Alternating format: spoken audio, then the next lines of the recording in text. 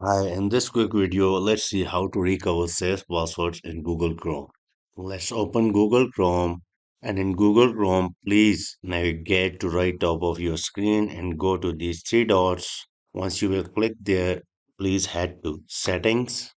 In the settings, you will find autofill and passwords. In autofills and passwords, please go to Google Password Manager, and here you will find all of the URL, username, and the passwords saved in your Google Chrome browser.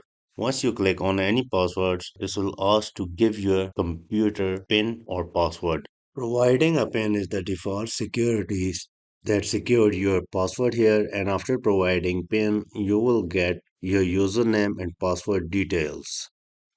If you want to export all of these passwords in a file, please go to Settings, and here you will find an option Export Password, and just go ahead and download this file. Again, enter your computer security PIN or the password, and you could export file to your computer.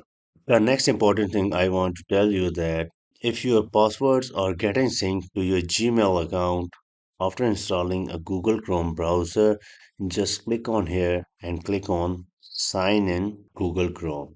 You could go ahead and sign in with your Gmail account. I am signing in with my Gmail account and it's asking me turn on sync.